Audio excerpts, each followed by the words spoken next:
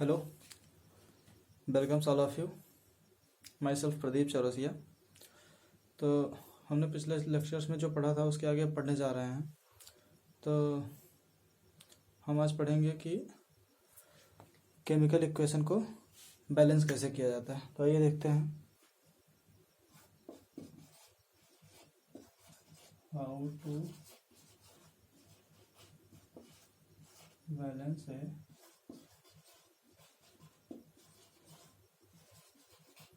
Chemical equation. ठीक, अब सबसे पहले हम क्या करेंगे, कोई एक इक्वेशन लेंगे। जैसे मान लेते हैं मैग्नीशियम, इसको क्या है ऑक्सीजन की उपस्थिति में जलाते हैं तो क्या बनता है, मैग्नीशियम ऑक्साइड। ठीक, तो सबसे पहले हम क्या करेंगे, इसमें हम देख रहे हैं कि जो रिएक्टेंट्स एंड प्रोडक्ट हैं, इसमें जो सारे एलिमेंट्स हैं उनमें परमाणुओं की संख्या बराबर है कि नहीं, इसको देखने के लिए सबसे पहले एक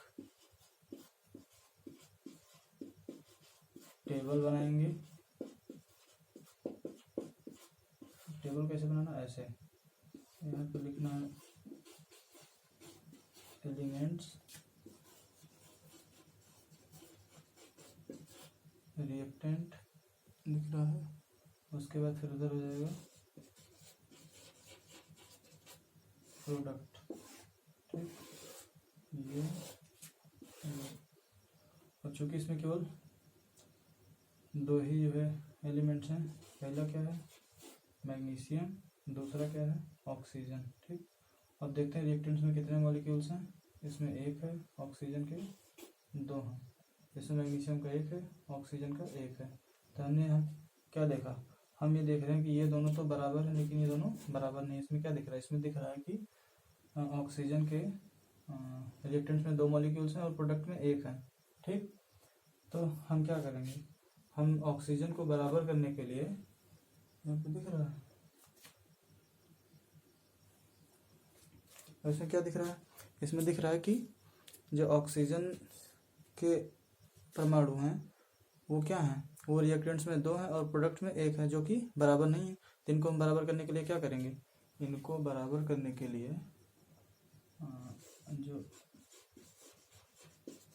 प्रोडक्ट में एनजीओ है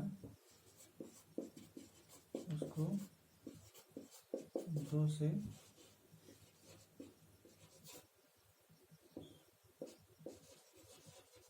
मल्टीप्लाई कर देंगे। ठीक, अब देखते हैं मल्टीप्लाई करके। तो यहाँ पे जब हम दो से मल्टीप्लाई किए तो क्या हुआ, इधर तो सेम था। अब जब दो से मल्टीप्लाई, देखो मैग्नीशियम में भी हो रहा है, ऑक्सीजन में भी हो रहा है।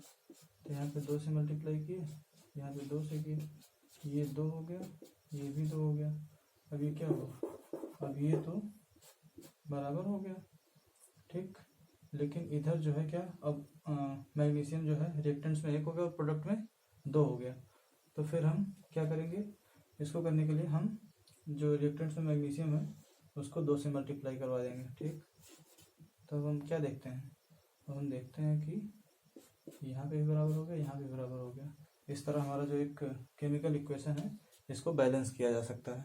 ठीक, अब आगे देख, अब फिर हम बात करते हैं कि कोई केमिकल रिएक्शन जब होता है तो इसमें जो सारे पदार्थ होते हैं वो एक ही अवस्था में तो होते नहीं हैं, कुछ गैस अवस्था में होते हैं, कुछ सॉलिड में होते हैं, कुछ लिक्विड स्टेट में होते हैं। तो हम बात करते हैं उनको लिखा कैसे जाता है।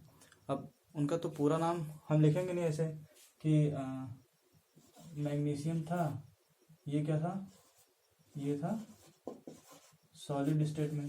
भाई इनको इस तरह अगर हम लिखेंगे तो क्या होगा, टाइम प्लस पेज क्या होगा, वेस्ट होगा। तो हमको ये टाइम और पेज जो है बचाने के लिए क्या करना पड़ेगा, इनको जो लिखने का तरीका है उसको जानते हैं पहले।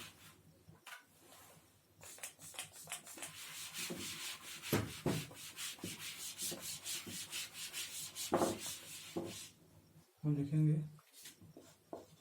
लिख रहा है हाउ टू राइट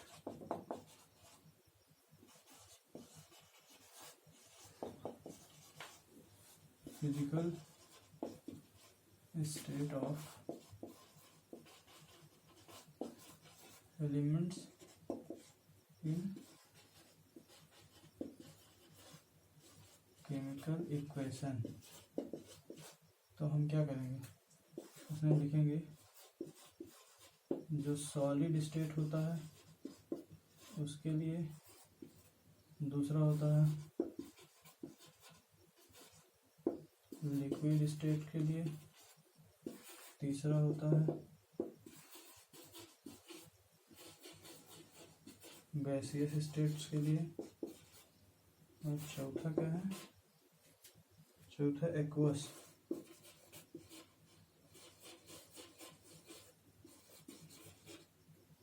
स्टेट्स के लिए। ठीक, तो हम जो सॉलिड स्टेट होता है उसके लिए कैसे लिखेंगे, उसके बाद फिर ये बात करते हैं कि लिक्विड स्टेट्स के लिए, फिर बात करते हैं गैसियस स्टेट्स के लिए, फिर बात करते हैं एक्वस या जो हमारा ये सॉल्यूशन होता है उसके लिए हम क्या क्या दर्शाते हैं। तो पूरा पूरा ऐसा सॉलिड और लिक्विड गैस ऐसा तो लिखेंगे नहीं, तो इनको हम लिखने के लिए जो सॉलिड स्टेट रहेगा उसको दर्शाने के लिए हम क्या करते हैं, जो एलिमेंट्स होते हैं उनके आयन के सिंबल के बाद हम शॉर्ट फॉर्म में इनके जो आयनिक सिंबल होता है उसके बाद में लिख देते हैं एस।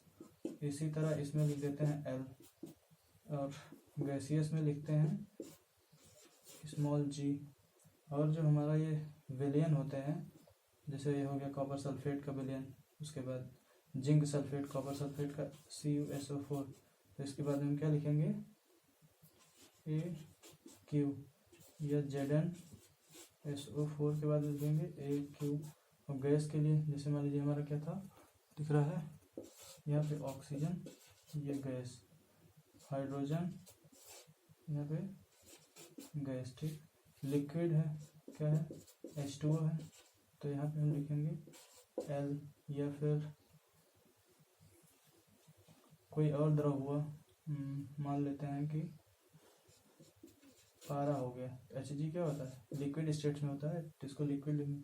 और ये मैग्नीशियम था क्या सॉलिड स्टेट में, जिंक सॉलिड स्टेट में। तो इसी तरह ये हमको पता चल गया कि जो फिजिकल स्टेट्स होती हैं इनको दर्शाने के लिए हम केमिकल इक्वेशन में किन सिंबल्स का प्रयोग करते हैं। ठीक,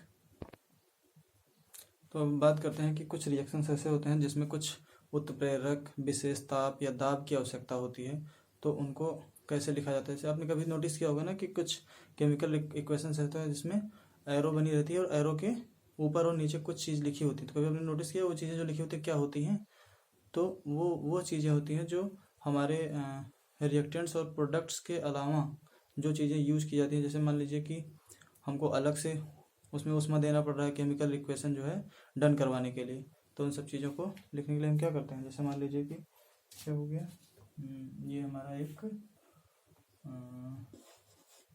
कार्बन डाइऑक्साइड प्लस H2O, ये हमारा क्या है फोटो सिंथेसिस या प्रकाश संश्लेषण की क्रिया हो रही है। तो इसमें क्या लिखें 6CO2 प्लस 12H2O। ठीक, तो यहाँ पे क्या बन रहा है C6H12O6 प्लस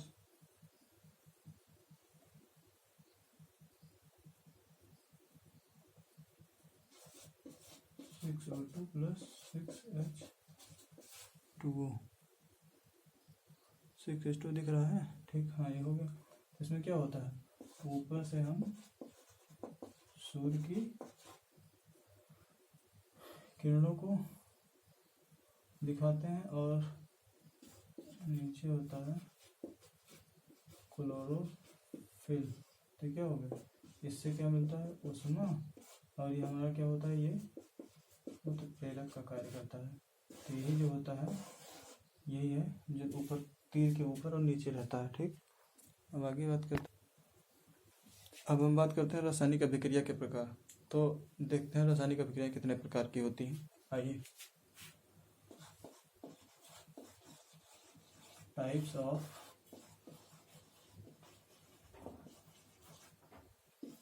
केमिकल रिएक्शन। ठीक। पहला है कॉम्बिनेशन, जिसको हम बोलते हैं संयोजन। दूसरा है डिकम्पोजिशन, कॉम्पोजिशन मतलब वियोजन या विघटन। ठीक।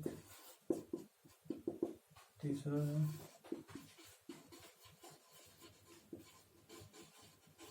डिस्प्लेसमेंट रिएक्शन, ये जिसको कहते हैं हम विस्थापन या प्रतिस्थापन। फिर चौथा है